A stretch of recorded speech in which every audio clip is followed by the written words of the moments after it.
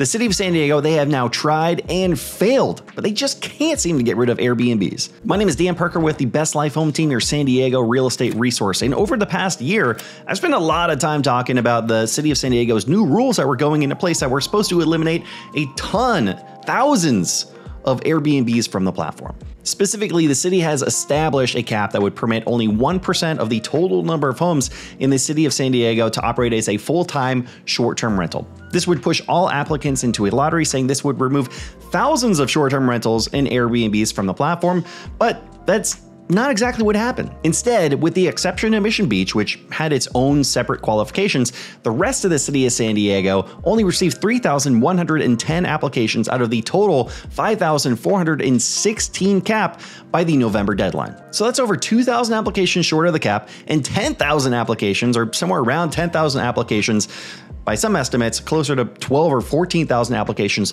short of what was expected. They didn't end up getting into the lottery. There was no lottery at all, and a new investor could actually apply for a short-term rental permit today and get accepted. What's really interesting here is the city has promoted this as a major crackdown and a victory to housing, but that's far from what happened. So what exactly happened here? By most estimates, there were over 12,000 short-term rentals, so full home short-term rentals in the city of San Diego. So why did they only receive 3,000 applications? And there's really only three answers here. Either the estimates were wrong, the property owners decided to do something else with that property. Maybe they wanted to do a long-term rental situation, or they put it on the market for sale, which that definitely didn't happen, or definitely not at the numbers that would have been expected. Or the property owners just decided to continue to run with it, not apply for the license, and hope that they don't get caught. And here's a perfect example. Someone had commented on one of my most recent videos saying they have a short-term rental and they were afraid to apply because they didn't want to disclose this information to the city. They thought there was a chance they wouldn't get approved, and if they weren't approved and they continued to run their short-term rental, then they were going to get busted immediately, hoping that in this situation, not having a permit at all, that there are not going to be any repercussions, that the city's not going to find out, and that they're not going to really connect with Airbnb to find out exactly what homes are operating that don't have the permits. The other part of this worth considering, which I don't think this is the factor, but it's a $1,000 application fee. So it's going to cost people money. Maybe they didn't want to shell out the $1,000. They didn't have the $1,000 to shell out. I find that a little bit hard to believe, but sure, that could be another reason why people didn't apply for the permit. Now, I'd really like to hear from more short-term rental owners here. Let us know in the comments if you did or would have applied for a license, or if you just would have risked it.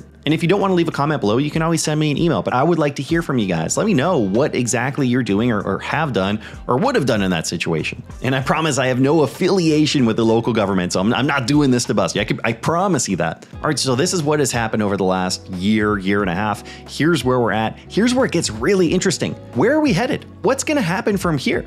So starting May 1st, 2023, all short-term rental property owners need a license to operate legally. And the city has decided to reopen the application process until they reach the max cap of 5,416 properties for 2023. Now, what a lot of property owners don't realize is the city is planning to put into place an enforcement arm to work directly with Airbnbs, and Airbnb is compliant in saying that they are going to share that data with the local government to help regulate the properties on their site. Keep in mind, up until this point, how would the city know? How would they have known whether your property is compliant or not? They don't have all of the addresses from Airbnb. They can't cross-reference it with their own data and information.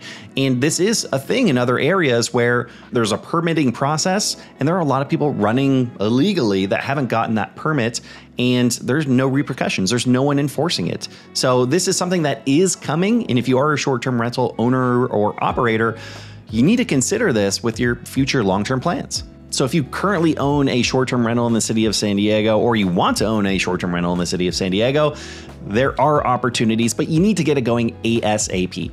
And even if ultimately you don't get a license because you waited too long and they reached their cap, there's still some creative solutions for certain properties to be operating a short-term rental legally in the city. I just recently helped some clients close on one of these short-term rental investment properties in North Park, and they had some backup options lined up. Specifically, there are different tiers of licensing and permitting that is needed, and there are some ways that you could potentially have, let's say, like a long-term rental within a short-term rental, and that can qualify you for a different tier. So there are some ways around, again, for specific properties, for specific situations. Luckily for these clients, they closed on the property within the time frame of the application process for the short-term rentals.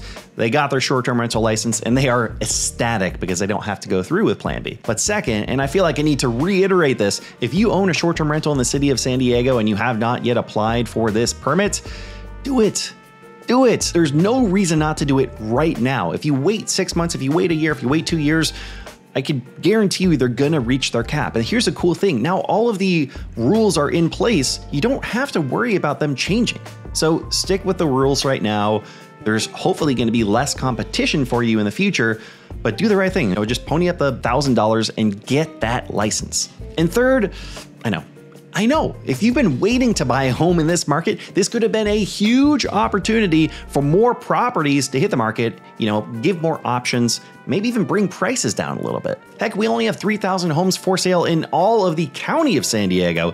Think of what a massive effect that this would have on just the city of San Diego if we had another 3,000 to 5,000 properties hitting the market this month. I mean, it would be massive. So here's the thing, if it's your goal to buy a property or a house for investment or for a primary residence in 2023, you should really take the time to look at what to expect for home values in 2023. We actually did a full analysis on this for you right here. Or, of course, you can always reach out. Our team helps people buy and sell and invest all throughout San Diego County. Our contact info is down below. Thanks for watching. We are going to see you on the next one.